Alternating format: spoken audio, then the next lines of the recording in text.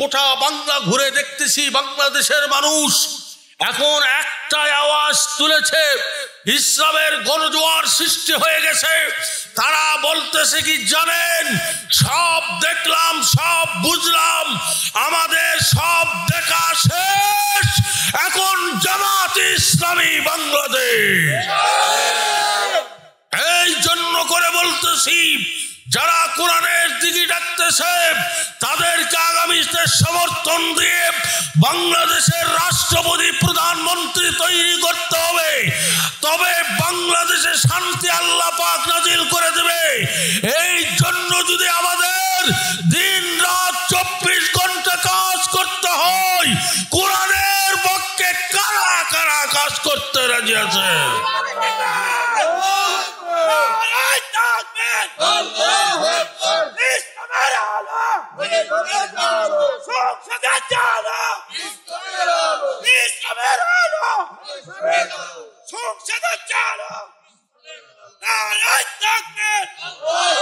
কথা কোন ঠিক? এজন্য করে বলতেছি, এই বাংলার জমিনে, এই বাংলার জমিন তিতুমিরের জমিন, ফকির মজনু শাহর জমিন, টিপু সুলতানের জমিন, শাহজালালের জমিন, আল্লামা সাঈদীর জমিন, এই বাংলার জমিনে তা আগামীতে ইসলামের পতাকা পটপট করে উড়বে, কেউ ঠেকাতে পারবে না, পারবে না, পারবে না। কতক্ষণ ঠিক না বেটি? আল্লাহ তোমার দরবারেতে হাজার শুকরিয়া, মাওলা তোমার দরবারেতে হাজার শুকরিয়া। হাসিনা পালাইয়া গেছে দেশটা ছাড়িয়া, আরে হাসিনা পালাইয়া গেছে দেশটা ছাড়িয়া। আরে মাওলা তোমার দরবারেতে হাজার শুকরিয়া, হাসিনা পালাইয়া গেছে দেশটা ছাড়িয়া, আরে হাসিনা পালাইয়া গেছে দেশটা ছাড়িয়া। আরে কোথায় গেল আওয়ামী লীগ, কোথায় কাদের কাকা, কোথায় গেল আওয়ামী লীগ, কোথায় কাদের কাকা, কোথায় গেল ওই জালিমের গরম গরম কথা? কমো কমো কমো। এই 2025 সালের সঙ্গীত নিয়ে যাচ্ছি, নতুন নতুন, কি বলেন শুনবেন? আল্লাহ তোমার দরবারেতে হাজার শুকরিয়া, হাসিনা পালাইয়া গেছে দেশটা ছাড়িয়া, আরে হাসিনা পালাইয়া গেছে দেশটা ছাড়িয়া। আরে কোথায় গেল আওয়ামী লীগ, কোথায় কাদের কাকা, কোথায় গেল ওই জালিমের গরম গরম কথা? কথা কন ঠিক না ঠিক? কোথায় গেল আওয়ামী লীগ, কোথায় কাদের কাকা, কোথায় গেল ওই জালিমের গরম গরম কথা? খেলা হবে, খেলা হবে, খেলা বলেও কাদের গেছে এবার এবার পালাইয়া। কথা কন ঠিক না ঠিক?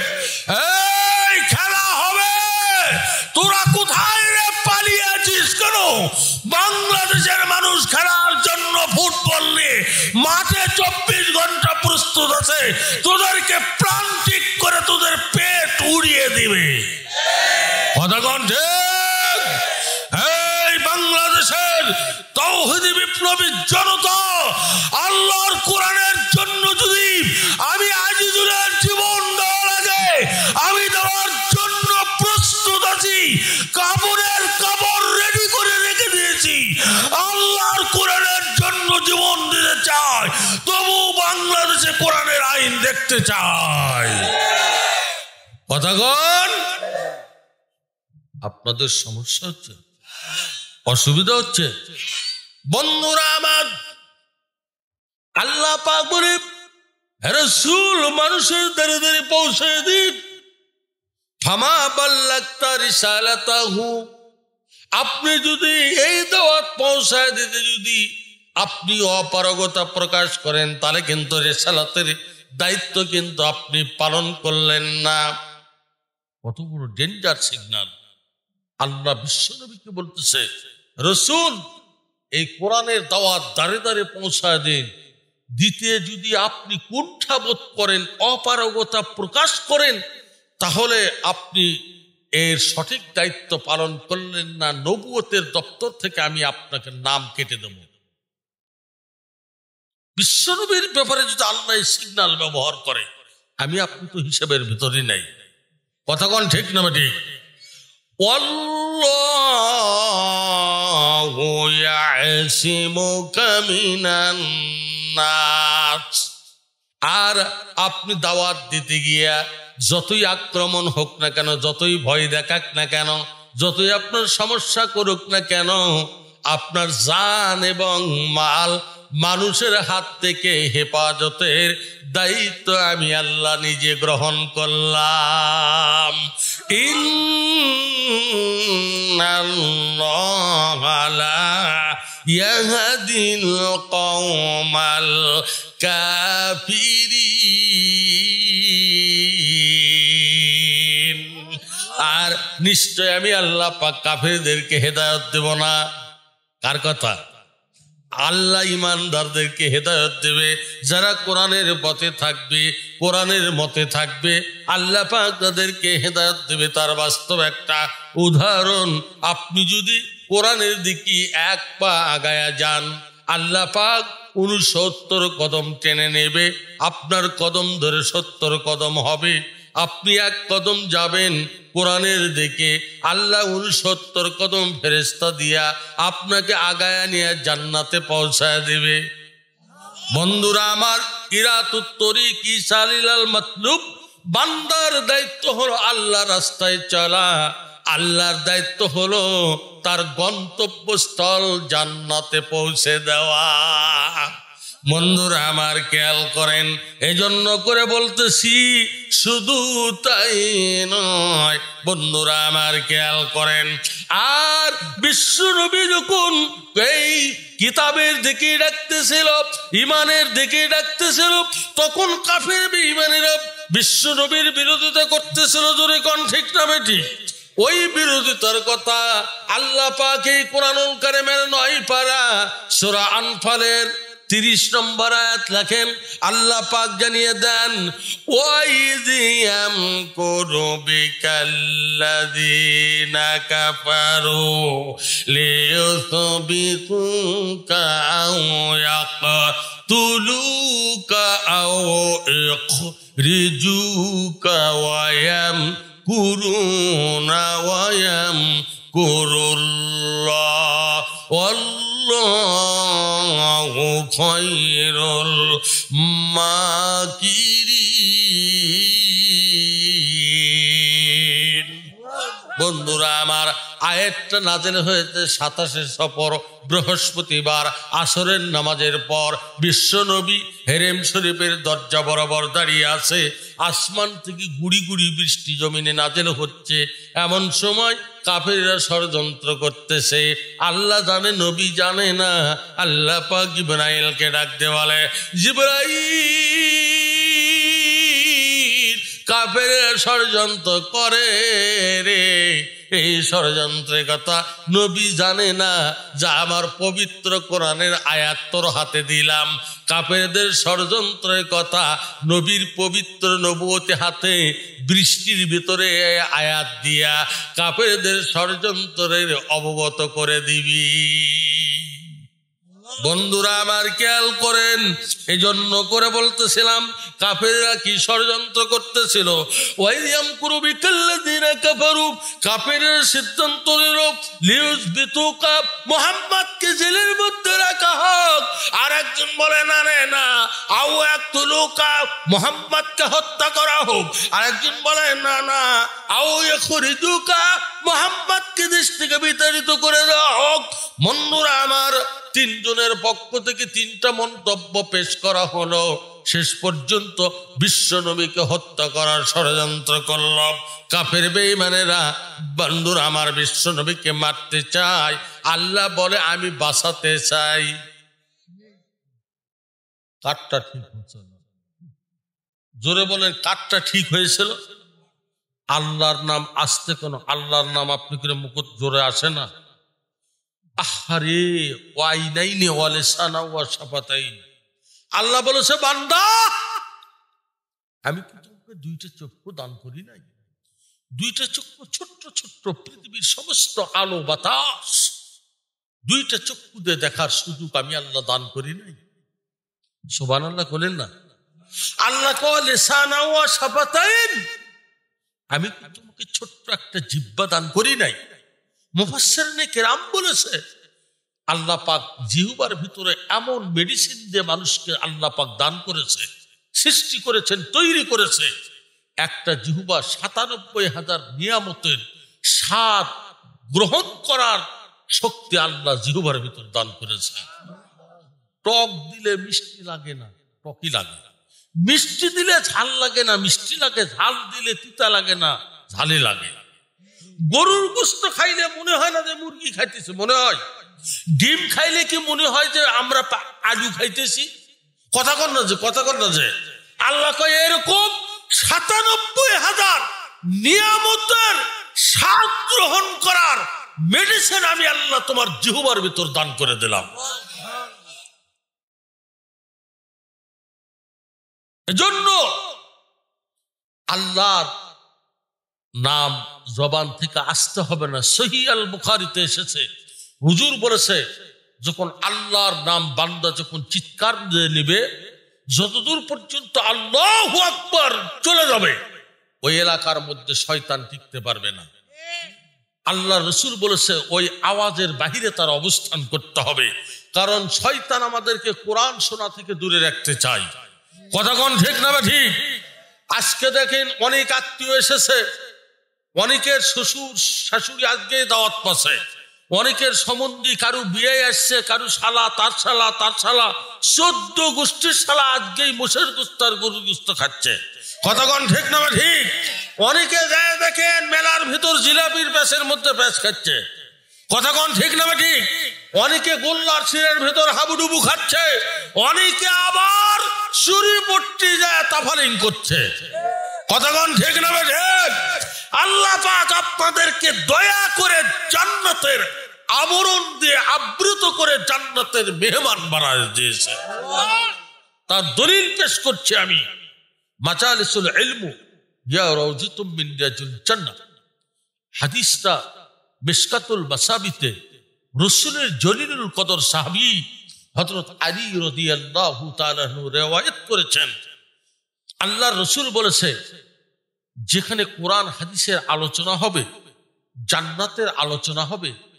কারণ যারা কাঠমিস্ত্রি, কাঠের কাজ করে তাদেরকে কাঠমিস্ত্রি বলে, যারা রঙের কাজ করে তাদেরকে রং মিস্ত্রি বলে, যারা ইট বালি সিমেন্টের কাজ করে তাদেরকে কি মিস্ত্রি বলে, যারা বেহেশতের বাগানে বসে আল্লাহ পাকের কোরআন হাদিসের বেহেশতের কথা শুনে আল্লাহ পাক তাদেরকে জান্নাতি বেহেশতি মানুষ বলে। শয়তান যাদেরকে পিঠ মেরে তুলে নিয়ে যাবে বুঝতে হবে ওর ঈমান ধ্বংস হয়ে গেছে, ওর ঈমানের ঘরে আগুন লেগে গেছে। কথা কোন ঠিক না মানে? কারণ শয়তান চায় যে জাহান্নামে যাক, আল্লাহ চায় বান্দা কোরআনের পথে আসুক, জান্নাতের টিকিট নিয়ে চলে যাক। কথা কোন ঠিক না? বন্ধুরা আমার খেয়াল করে, এজন্য করে বলতেছে জ্ঞানী গুণে সুদে যান, অল্প কথাই বুঝলন। এই জন্য করে বলতেছি বন্ধুরা আমার, আল্লাহর রাসূলের বিরুদ্ধে কাফের বেঈমানেরা ষড়যন্ত্র করলো, শেষ পর্যন্ত বিশ্বনবীকে হত্যা করার লিড দিল কে? বন্ধুরা আমার আপনারা বলেন তো, আল্লাহ পাক যাকে এই কোরআনুল কারীমের 29 পারা সূরা নূন কলমের 13 নম্বর আয়াত লেখেন না কেন, আল্লাহ পাক যাকে যার সন্তান কোরআনে উল্লেখ করে দিলেন, আল্লাহ বলে উতুল্লিম বাদা জালিকা জানিম। উতুল্লিম মানে লম্পট, লুচ্চা, বম্বাটা, জানিম মানে যার সন্তান। বন্ধুরা আমার, যে আমার বিশ্বনবীকে মারতে চায়, হে রাসূল আরবের বুকে আপনি ঘোষণা করে দেন সে হলো যার সন্তান। তাফসীরে জালালাইনের হাসিয়ার মধ্যে লেখা আছে, দেখবেন যেটা ফাজেল ক্লাসে পড়ানো হয়, আল্লামা জালালউদ্দিন সুয়ুতী জালালউদ্দিন মহল্লের লেখা, এর মধ্যে লেখা আছে পাচরিদ ইবনে মুগীরা পাচার কান্দা চোদ্দর করাইশ ওদার আসরাস করাইশ নবুয়াত ইয়ানি হারামজাদা বুয়াত ইদ্দাহু আবুহু ওয়া মগরে ইয়ানি নফসহু ইলা নসবাহু ইলা নফসিহি বাদান কানা লা ইয়ারিফু আবুহু আবুহুল্লাহ। বন্ধুরা আমার, লা ইয়ারিফু তার কোনো পিতা ছিল না, এই পিতৃহীন সন্তান বিশ্বনবীকে হত্যা করার ষড়যন্ত্র করেছিল। বাংলাদেশে যারা নবীর ওয়ারিস আলেমদেরকে আল্লামা সাঈদীকে বিষাক্ত ইনজেকশন দিয়া হত্যা করেছে, এরাও বাংলাদেশের কিন্তু পাকা পাকা দারুস সন্তান। জোরে কোন ঠিক না বেটে? এখন কই বলে জানেন, কয় হুজুর আমাদের বড় বড় ভুল। আমি নাম কি? কয় হুজুর ওবায়দুল। কতক্ষণ ঠিক না বেটে? ওবায়দুল সব তোর ভুল, এরে ওবায়দুল সব তোর ভুল, তুই ছিলি হাসিনার কানেরই দুল। ওবায়দুল কোথায় গেল ওবায়দুল, কেন পাই না খুঁজিয়া, বাংলার মানুষ উঠাইবে ফাঁসির কাষ্টে ঝুলিয়া। কতক্ষণ ঠিক না বেটে? আমরা কাউকে, আমি আজিজুল হক জাহাদি আগে থেকেই কথা বলা, আমি ছোট করে বলি না। এই কোরআনের কথা বলতে গিয়ে জেল খেটেছি, রিমান্ডে নেওয়া হয়েছে। বগুড়া জেলখানাতে আমি 87 দিন ছিলাম, প্রতিদিন 40 মিনিট করে কোরআনের তাফসীর করেছি। আমার ডান হাতে আল্লাহর পবিত্র কোরআন, হাতে শপথ করে বলছি, এই কোরআনের তাফসীর শুনে জেলখানার মধ্যে 16 জন আওয়ামী লীগ তারা ইসলামী আন্দোলনের কর্মী হয়ে গেছে। এজন্য করে বলতেছি, এই আমরা যেখানেই থাকবো সেখানেই কোরআনের চাকু, কোরআনের শানদার অস্ত্র ব্যবহার করব। কথাগণ বন্ধুরা আমার, এই কোরআন কার? এত আস্তে কোন আপনারা খুব কষ্ট লাগে। আল্লাহর নাম জোরে হবে না আস্তে হবে? এই রাসূল বলেছেন, আল্লাহু আকবার বললে সগীরা গুনাহ মাপ চাইতে হবে না, সঙ্গে সঙ্গে আল্লাহ মাফ করে দেবে। জোরে বলেন, এই কোরআন কার? আসমান কার? জমিন কার? বউ কার? বউ আল্লাহর। ঝোঁক সামলাতে পারেনি, খালি একজন করছে আমার, ওই ঠিক আছে। কথাগণ ঠিক না ঠিক? বউ কার? না এক হিসেবে সবারটাই ঠিক আছে, সবকিছুর মালিকই আল্লাহ। কথাগণ ঠিক না বেটে? ইন্নাল্লাহা আলা কুল্লি শাইইন কাদির।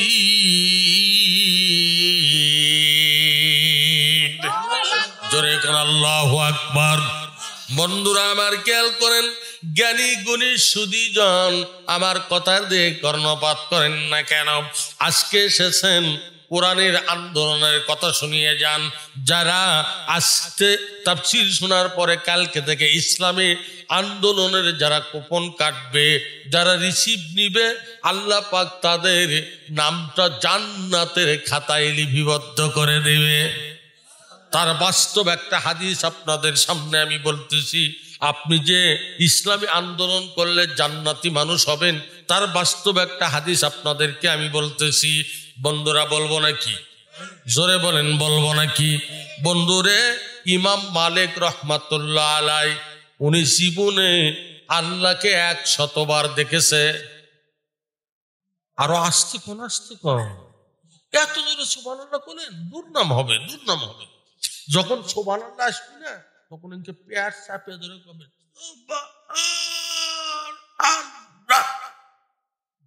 কষ্ট হচ্ছে যে আপনাদের।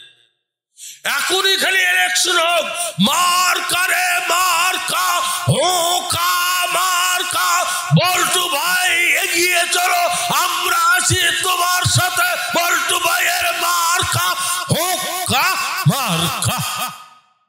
ওখানে জোরে জোরে স্লোগান দিতে পারে, আওয়াজ বের হয়।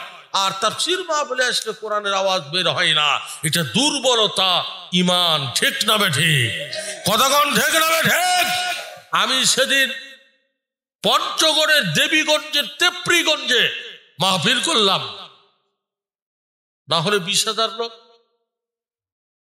2 দিন ব্যাপী তাফসীর মাহফিল। ভালো করে শোনেন, আমি প্রাইভেট কার নিয়ে যাচ্ছি, সামনে দিকে একটা মিছিল।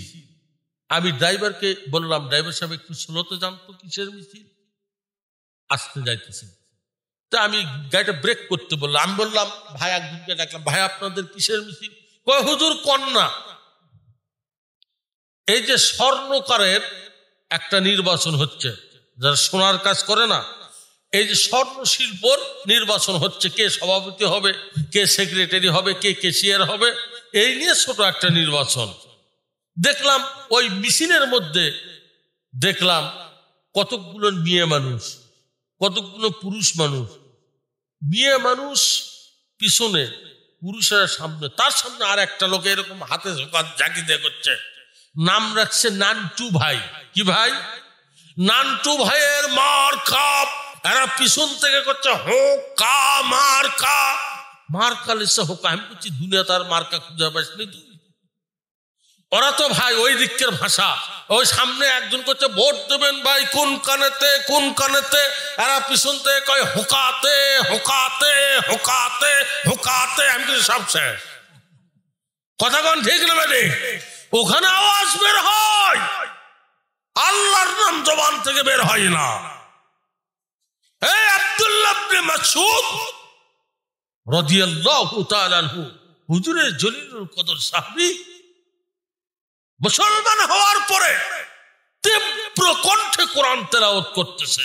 আব্দুল্লাহ ইবনে মাসউদের তেলাওয়াত শুনে অন্য সাহাবীদের সমস্যা হইতেছে।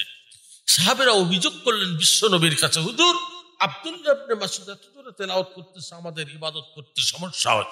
হুজুর কয় আব্দুল্লাহ ইবনে মাসউদকে জোরে কোরআন তেলাওয়াত করতে দাও, তোমরা সমস্যা মনে করো না, বাধা দিও না। আব্দুল্লাহ ইবনে মাসউদ এত কষ্ট করেছে ইসলাম আন্দোলন করতে গিয়ে, কোরআনের পথে আসতে গিয়ে এত কষ্ট করেছে, তার ঈমানটাকে আল্লাহ এত বড় করে দিয়েছে, তার জবান থেকে তীব্র কণ্ঠে কোরআন বের হয়ে যাচ্ছে। আমাদের ঈমান এত দুর্বল কেন? আল্লামা সাঈদীকে অফার দেওয়া হয়েছিল, আপনি রাষ্ট্রপতির কাছে ভিক্ষা চান। মুজাহিদকে বলা হয়েছিল, কামরুজ্জামানকে বলা হয়েছিল, আপনি রাষ্ট্রপতির কাছে ভিক্ষা চান, আপনাকে বেঁচে দেওয়া হবে। ওনারা কি জবাব দিয়েছিল? এই খবরদার, আমার কাছে এরকম শব্দ ব্যবহার করবা না, তোমরা আমার জীবনের মালিক নও, আমার জীবনের মালিক আল্লাহ। তিনি যদি শহীদ হিসেবে কবুল করে, এই পারে কতক্ষণ থাকবো, ওই পারে আল্লাহ জান্নাত দান করবে। কোথায় থাকবে? কি সমস্যা? কি ধর কি আছে? এক নম্বর ওরা পেশাব না পায়খানা? পেশাব। ওখানে আজকে পেশাব। কথা কোন ঠিক না ঠিক? আপনাদের সমস্যা হইতেছে। আমি কেন বললাম ইসলামী আন্দোলন করলে জান্নাতের টিকিট পাবেন? ইমাম মালিকের কথা বলতেছিলাম, তাই না? উনি কয়শবার আল্লাহকে স্বপ্নে দেখেছে? 100 বার। জীবনে উনি 40 বার হজ করেছে। মক্কাতে ছিল, 40টা হজ করার পর উনি নিয়াত করলো আমি আর মক্কায় থাকবো না, মদিনায় চলে যাব। বাকি জীবনটা মদিনাতে কেটে দেব, যতদিন বেঁচে থাকবো রসুলের রওজার পাশে থাকবো। আমার ওসিয়ত থাকবে মারা গেলে রসুলের রওজার চতুর্পাশেও যদি জায়গা না হয়, অন্তত মদিনার জমিনের মধ্যে যাতে আমার কবরটা হয়। কত সুন্দর সহি নিয়াত। চলে গেছে মদিনায়। এন্ডিং সময়ে হজের মৌসুম চলে এসেছে, লোকেরা হজব্রত পালন করার জন্য মদিনা থেকে দলে দলে মক্কায় আসতেছে, কারণ হজের কার্যক্রম সব মক্কাতে। কতক্ষণ ঠিক না বেটি? রসুলের রওজা জিয়ারত করা তো এটা হজের কোন শর্ত না। কতক্ষণ? এখন মনের মধ্যে আফসোস শুরু হয়ে গেছে, ইস জীবনে 40টা হজ করলাম, এরকম নিয়াত করে মদিনাতে আসলাম, এখন লোকেরা তো হজে যাচ্ছে। একটা লোক 5 ওয়াক্ত জামাতে নামাজ পড়ে, হঠাৎ যদি কোনো ওয়াক্ত যদি মিস হয়ে যায়, ভেতরে আফসোস হয়। কিন্তু যারা নামাজই পড়ে না, ওর কোনো আফসোস আছে? অনেকে কয় নামাজ না পড়লে পড়তে পারি, নামাজ না পড়ি কিন্তু আমার মন ঠিক আছে। তোমরা নামাজ পড়ে কপালের দাগ ফেলে কি করবে? এরকম বেকুব কতকগুলো বেঈমান আছে, বলে কি বলে না? কেন তোর নামাজই নাই? আল্লাহ রাসূল বলেছে যার নামাজ নাই, তার ঈমান নাই, তার কোনো ঈমানের ফাউন্ডেশন নাই, তার কোনো কিছু নাই, দুনিয়া তো না আখিরাত তো নাই। কতক্ষণ? মান সালাতা মুতাআম্মিদান ফাকাদ কাফারা, যে ব্যক্তি ইচ্ছা করে নামাজ কাজা করলো সে কুফরি করলো। কতক্ষণ ঠিক না বেটি? ওয়া মা কানা সালাতুহুম ইনদাল বাইতি ইল্লা মুকাআন ওয়া তাসদিয়াতান ফাযুকুল আযাবা বিমা কুনতুম তাকফুরুন।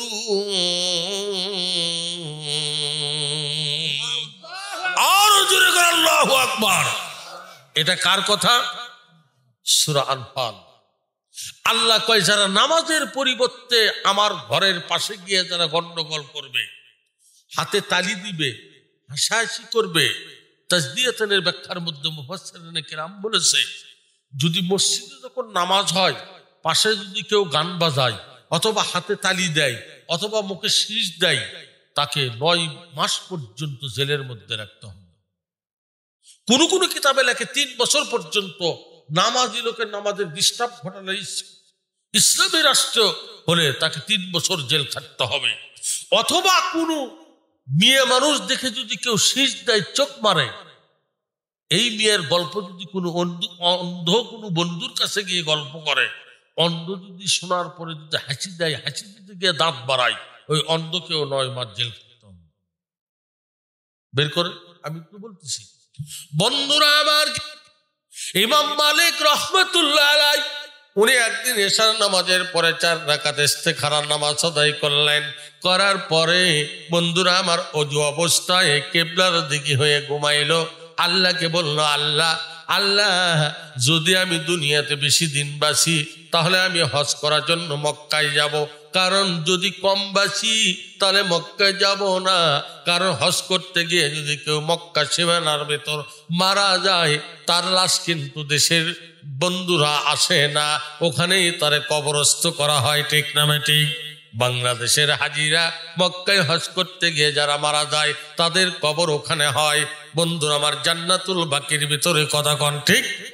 বন্ধুরা আমার, এই চিন্তা করিয়া উনি 4 রাকাত ইস্তেখারা নামাজ আদায় করি আল্লাহর কাছে দোয়া করলেন, আল্লাহ আমি যদি বেঁচে থাকি বেশি দিন তাহলে হজ করতে যাব, যদি হজ করা পর্যন্ত বেঁচে না থাকি তাহলে আমি রসুলের মদিনা ছেড়ে যাব না।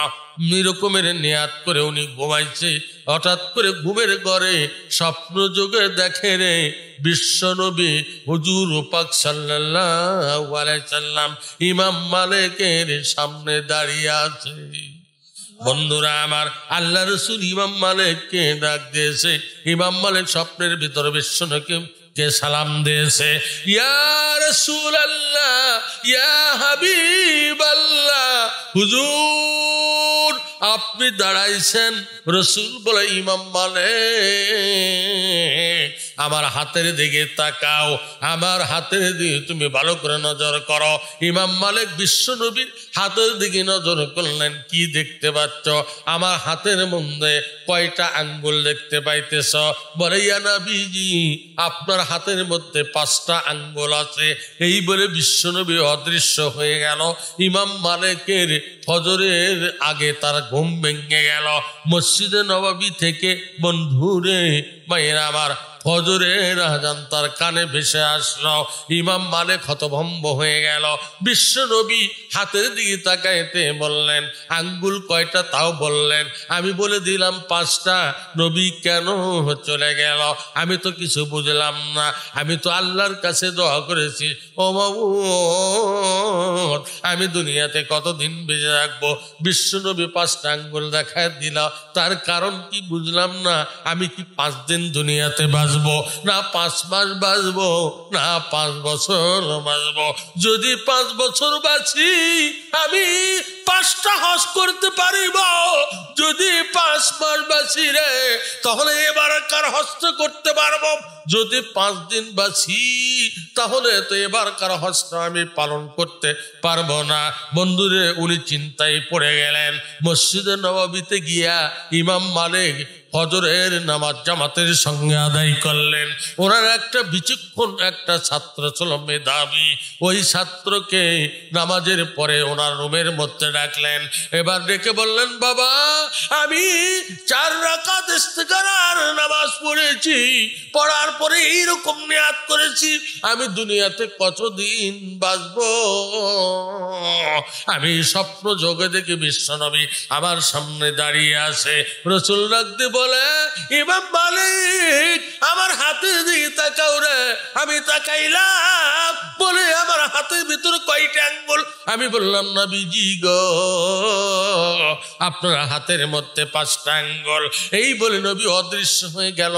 বাবা তুমি তো আমার মেধাবী ছাত্র, আমি বুঝতেছি না এর মধ্যে কি যেন ফলাফল আছে, তুমি কি বলতে পারবে?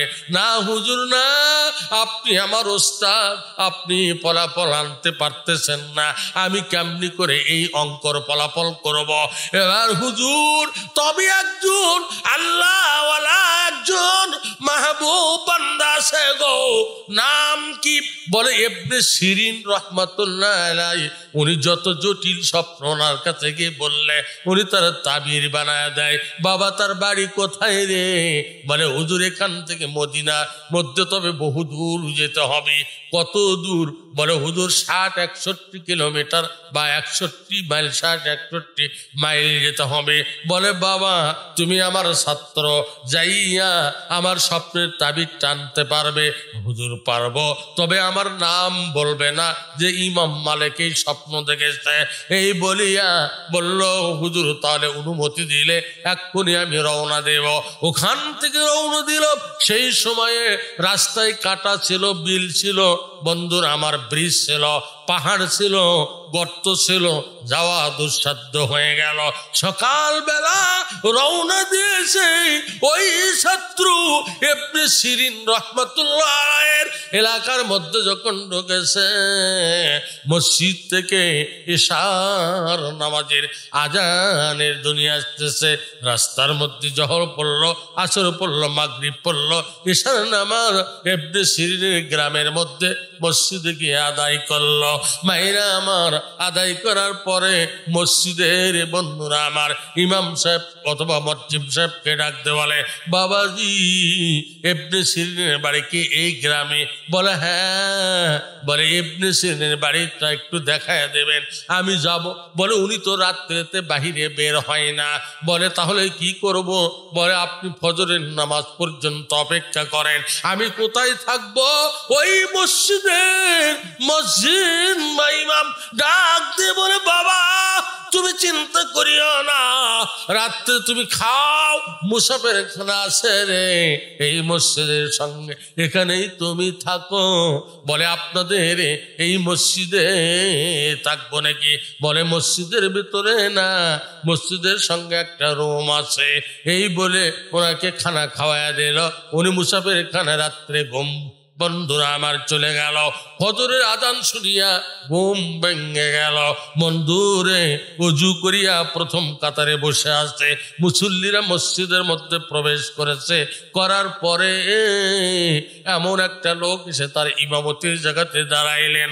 নামাজ শুরু হয়ে গেল এবং মসজিদের বন্ধুরা আমার ওই যে আগে উনি এসে নামাজ পড়েছিল ওই ইমাম নয়, নতুন একটা ইমাম উনি দেখতে পেলেন। উনি মসজিদকে আড়ালে ডেকে নিয়ে গিয়ে বলতেছেন, ইনি কি আপনাদের ইমাম নাকি? বলে না না, ইনি তো মাঝে মধ্যে মসজিদে আসে। বলে ইনার নাম কি? বলে ইনি তো ইবনে সিরিন রাহমাতুল্লাহ আলাইহি।